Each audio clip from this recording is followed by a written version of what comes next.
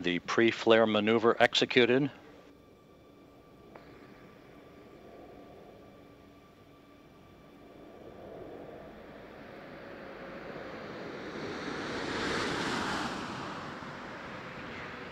Landing gear down and locked.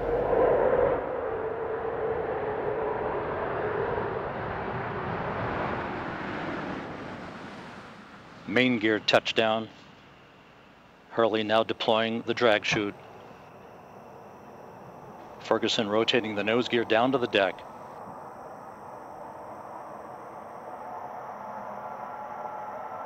Nose gear touchdown. Having fired the imagination of a generation, a ship like no other, its place in history secured, the space shuttle pulls into port for the last time. Its voyage at an end.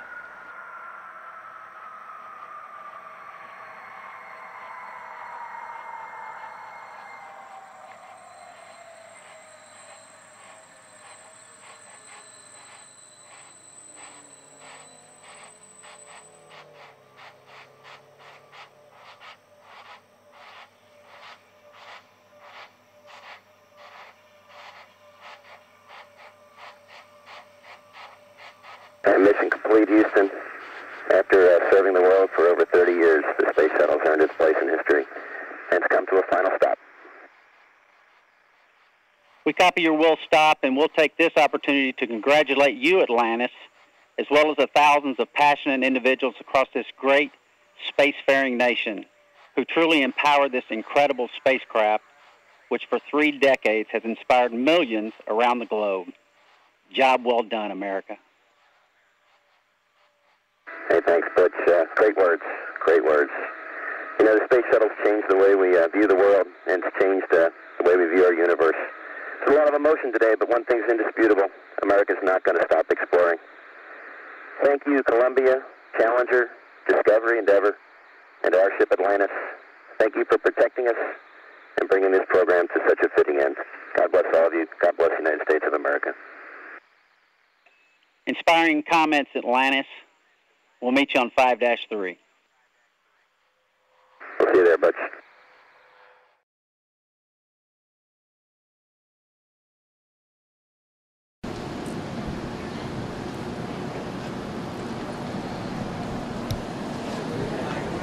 Hi there. Hi. What's this? This is our robot for the first robotics competition. Okay. I'm Haley Pline from the Manufacturing Technology Academy with the Career Tech Center in Traverse City. And this is our first robotics robot, which was designed to play the game Breakaway, which is a 3-on-3 soccer game played on a field divided into 3 sections by bumps, which you can either go over or you can go through the tunnel. And our robot was designed to go under the tunnel, so it had to be under 18 inches tall, which was one of our design constraints we decided on. We also decided to use mecanum wheels, which using vectors allowed us to go either side to side or forward or backwards without having to actually turn the robot around, which helps with maneuverability, which is an excellent component to have if you're playing a soccer game. What's a vector? A vector, it's physics. It's if you have a force going up and a force going sideways, it ends up with a force going along. It's like a triangle, and then it makes a...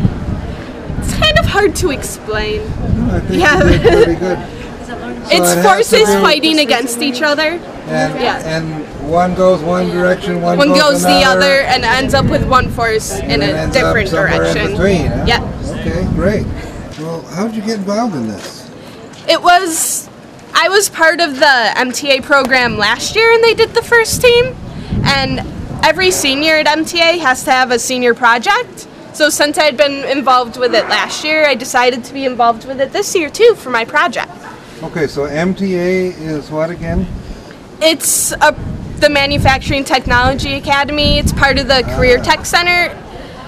It's housed in the MTech building by the airport. And it draws students from all over the 5-county area that are interested in furthering their knowledge on science and technology, and it's really in-depth in academics and hands-on. So are you going to go to college after this? Yeah, I'm going to the University of Michigan for engineering.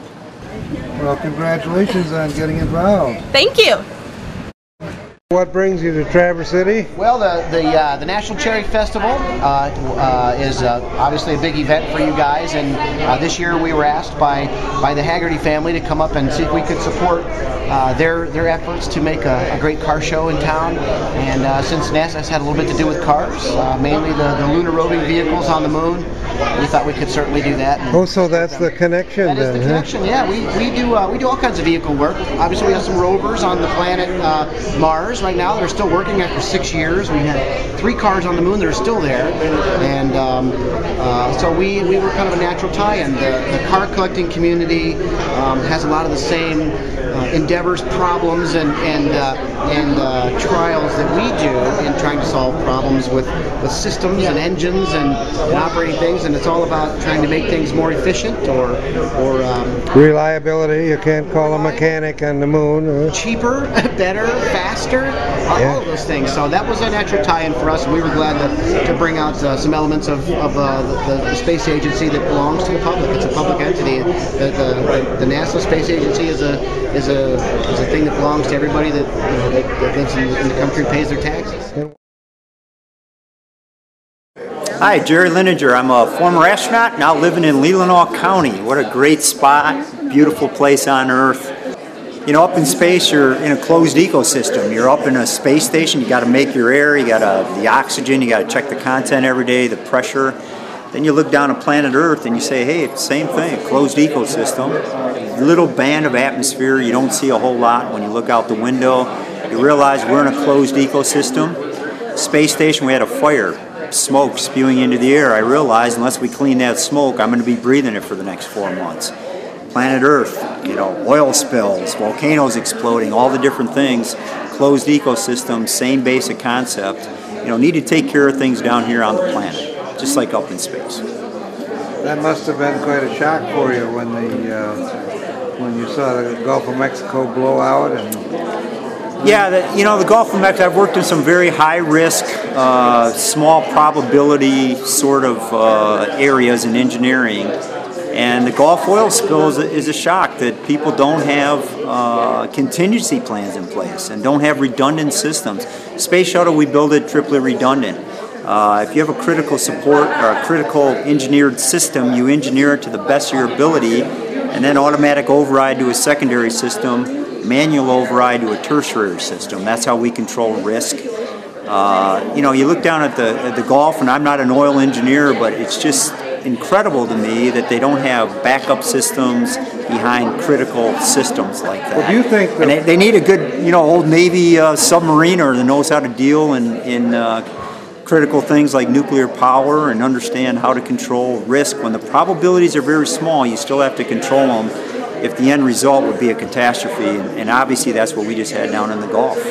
So your profit motive versus safety and versus environment, that's something. Do you ever worry, when you went into space, did you ever worry about the low bidder being the one that built your... Low bidder building the stuff. Not really. Great quality control. Really, NASA's, I think, main goal is to look at the quality of things, make sure things are built properly, make sure the redundant systems are in place. And it's a bunch of private contractors that build these things. You know, some little tool and die shop in Peoria, Illinois is building, you know, a critical bolt that's holding together something on a spacecraft. And on a spacecraft, everything is critical. So I think a lot of people take a lot of pride that they are building that bolt in Peoria, Illinois, and they're not going to be the failure point in a space shuttle mission. You've been an astronaut. What else is there? What else do you do? People say, are you bored, you know, down here on the planet? I'll tell you, after being an astronaut, 5 months, Russian space station, critical life support systems failing, fire, tumbling,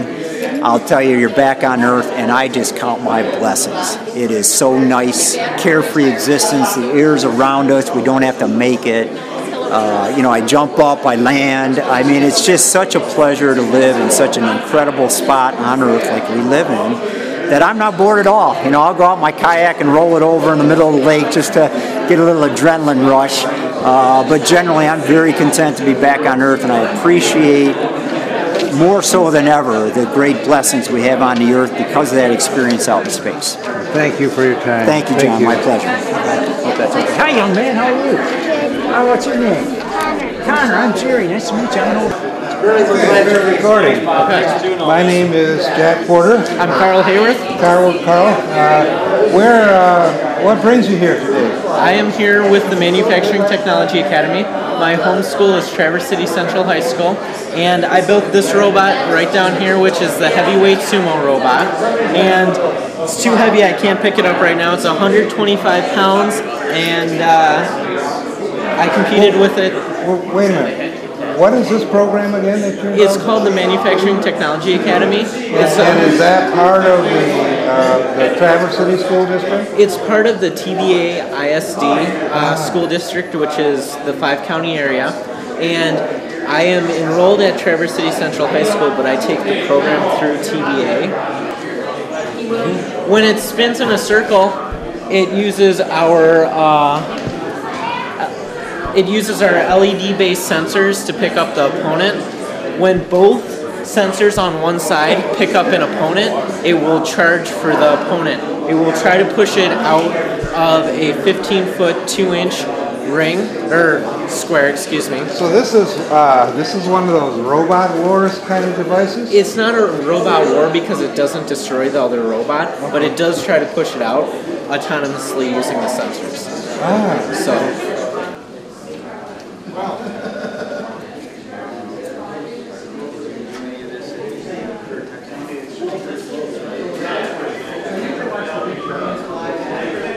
I'd be happy to answer questions or try to do so if you've gotten any. Okay. Well, what's your name? So my name's Dennis Stocker. I'm originally from Michigan, but I'm now working at the John Glenn Research Center in Cleveland, Ohio. Ohio, So the NASA Center there. How many shuttles are there? So we currently have a fleet of 3 shuttles that are flying.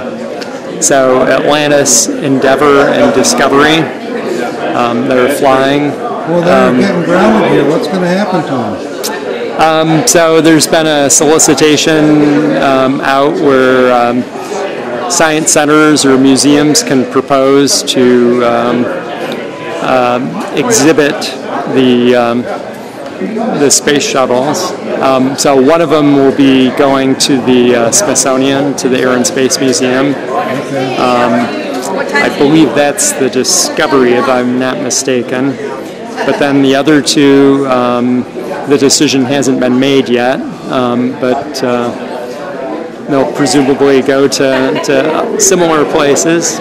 Could somebody fly one of those still, or is it's not going to be maintained or anything there? No. So So what will replace the shuttle? What's going to be the future? Well, in the very short term, our astronauts will fly on the Russian Soyuz capsules. So those are in use on the International Space Station as our lifeboats. And many of our astronauts have flown on those vehicles. That'll be the short term, and the longer term we'll develop new spacecraft to take astronauts beyond Earth orbit and to the moon and beyond, eventually to Mars. What we've been working on lately are capsules on top of rockets. Is that a good idea? It's safer, probably cheaper overall. The shuttle is very capable, but on the flip side, the operations are expensive to operate the shuttle. There's a large staff that works to ensure that all the various systems are good for launch. Well, what about, it sounds like a cost-cutting measure then. Well, it's also safety is another important issue. Enough accidents up there. Right, so I think that's I guess I'm not sure which is the bigger factor, but and of course the shuttles, we've been flying since 1981, so we have, while there have been some upgrades, they've seen a lot of... 30 years old. Right. Not all of the individual vehicles, but the technology, and so the systems have been flying for a long time. They have millions and millions of miles on them. Now, is Boeing working on space planes or anything like that? Any private efforts that are going to be going into space? Do you know about that? I'm not sure. Boeing was the main contractor, the prime contractor on the International Space Station. As far as space planes, I'm not aware of that. There are a couple of companies that are working on cargo vehicles right now, unmanned cargo vehicles, to ferry supplies up to the International Space Station. SpaceX, or Space Exploration, is considering the possibility of a human-rated version, but right now they're in the stage where they're developing the unmanned version first as a first step. About this direction the space program's taking.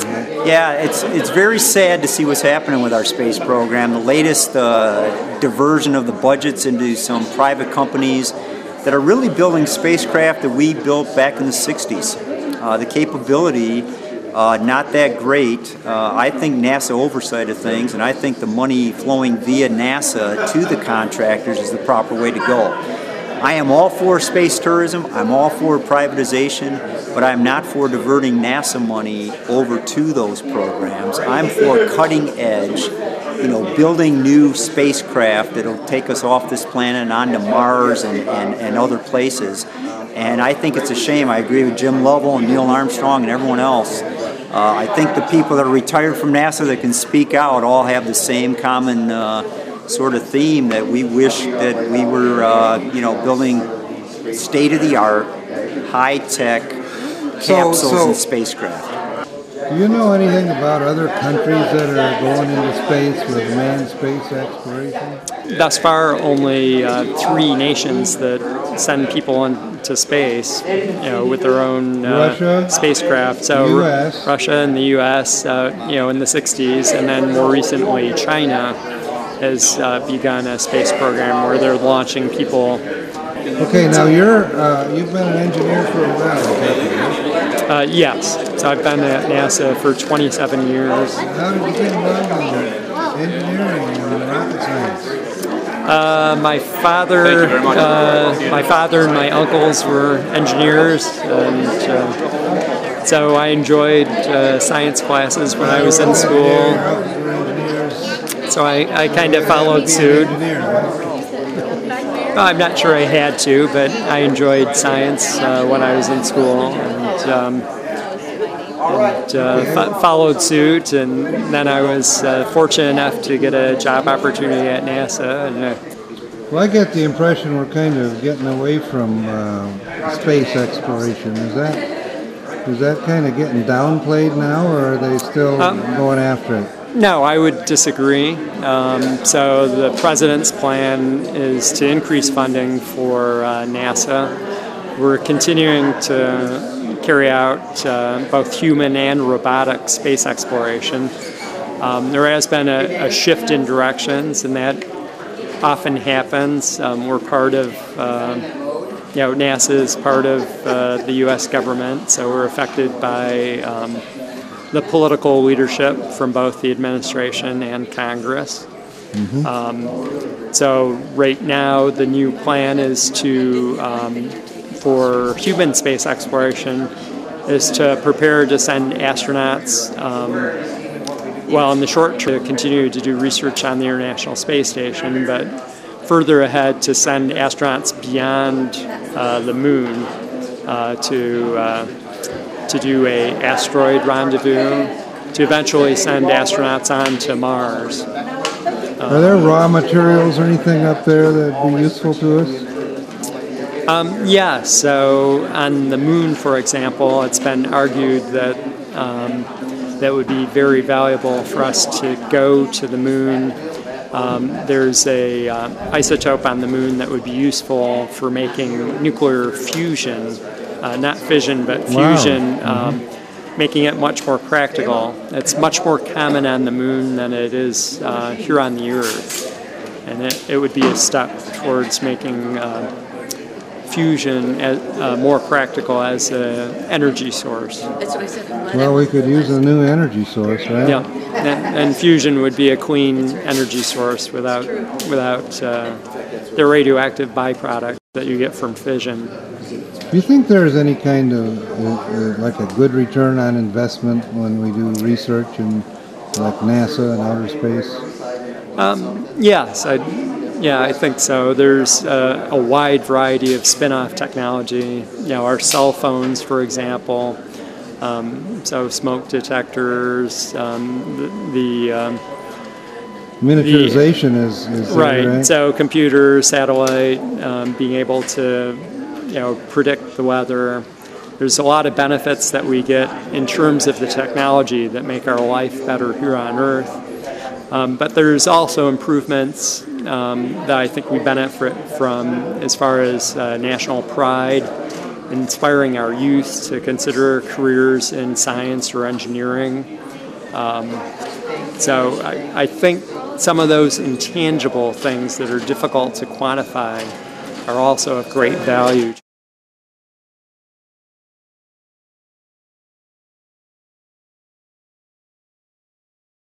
We're sort of taking, instead of a giant leap forward, we're sort of going backwards. You got to build reliable systems. It's great to build a spacecraft that can get up to the International Space Station.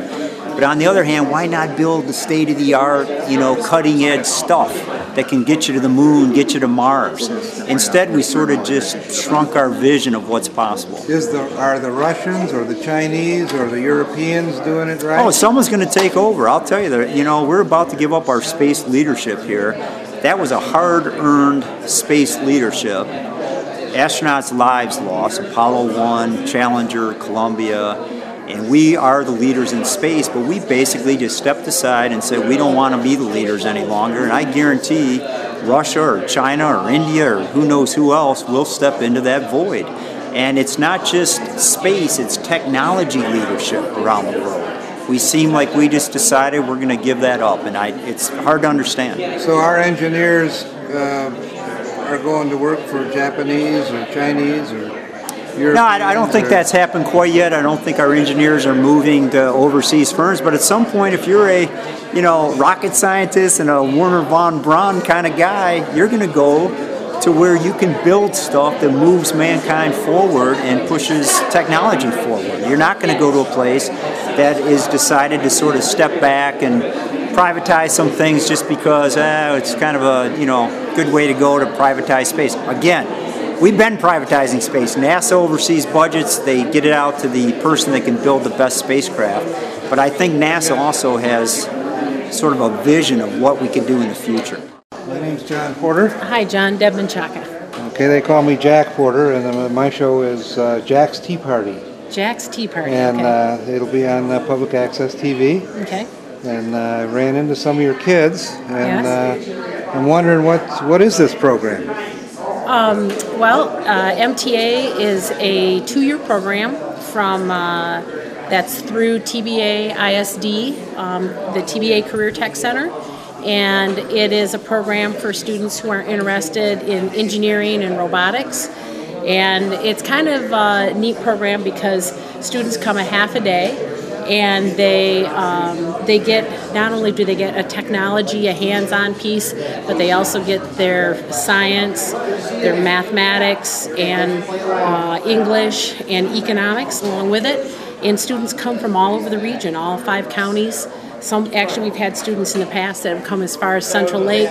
We work closely with the physics instructor and the chemistry instructor and the technology instructor. And then this robotics, it's so cool. The students just get to take everything they've learned, and then in their senior year, they have this great capstone project building robots for 2 different competitions. Okay, $54,000 question. What's the difference between an android and a cyborg? I don't know. Nice try. You got to ask those guys. Okay, let's go get one. Let's go get one. I'm curious. Okay, I want to know in a nutshell, what's the difference between an android and a cyborg? I have no idea. You have no idea? I think doesn't a cyborg, if you go like with Terminator, it was like, it's a robot with skin covering it.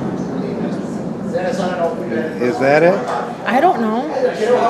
Do you remember that? Because they were cyborgs in Terminator. Remember that? I didn't see Terminator. You've never seen Terminator? I've never seen Terminator. Okay, I've seen Terminator, and that's what it did. But I don't know about an android. You're going to have to ask the NASA guys. They might know. Okay, we'll have to get the NASA guys over here. They must know. I don't know if I like my car either. What's the difference between a cyborg and an android? A cyborg and an android, what's the difference? I'll tell you, I got to get my kids out for that one, I think. Okay, maybe you can settle an argument for us. What's the difference between an android and a cyborg?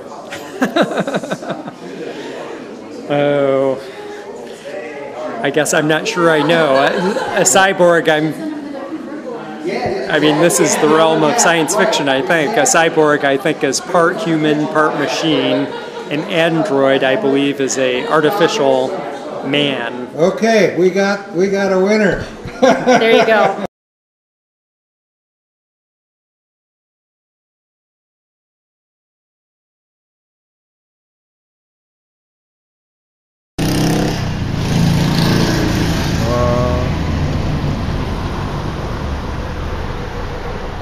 I'm down here at the front and Monroe Street.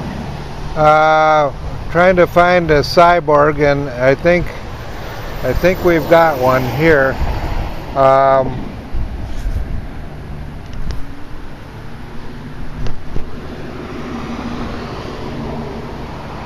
Yeah, here she comes. Okay, very good. What's your name? Michelle. Now you're using cyborg technology, right? I sure am. Okay, cool. Can you tell us about it? This is called a Bioness, and I have multiple sclerosis, and I have foot drop. That means that my toes don't lift up when I walk. So these devices are helping you to walk then? Huh? They are helping my toes to come up. Okay, well what? They're picking my foot up. I mean, it's like an electronic thing that when my heel hits, my toes go up. So you've got, what, 3 pieces to this thing, right? Yes. What's this one here on your waist? Oh, this is the control. This, I turn it on and off with this. Okay, and then you've got something on your knee, right? The knee is... So this stimulates the muscle to do something? Yes, it does. To lift my toes when the heel hits. Okay, so you've got a sensor in your heel too then, right? I do, right there. And in the shoe, there is it is a sensor thing that when I step down, it goes to this, which talks to this. Okay, so Talks to this. The sensor in your heel knows when you put the foot down, right? Yeah. And then you have to pull your toe up, otherwise your toe will stay down and kind of trip you, right? Oh yeah. Okay. That's what it does. So we have cyborg technology. Now they didn't have to be surgically altered then to have this, right? I was not surgically altered. Okay, so you just wear it on the outside. I do. Instead of on the inside, right? This is all external, yes. Okay, great. Yeah. So I went to the grocery store testing this out, and I turned it back on after having it off while I was driving. And so I'm walking in Olson's food store, just playing with it, and people were kind of looking at me because my foot was going up and down and up and down, and I was thrilled that that could happen. So it doesn't bother you then that you're like part cyborg when you're wearing this, huh? No.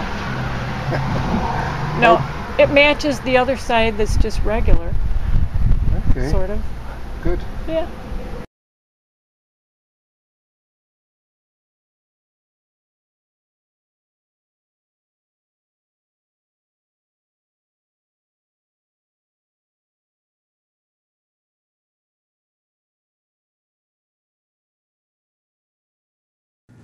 Thanks for watching.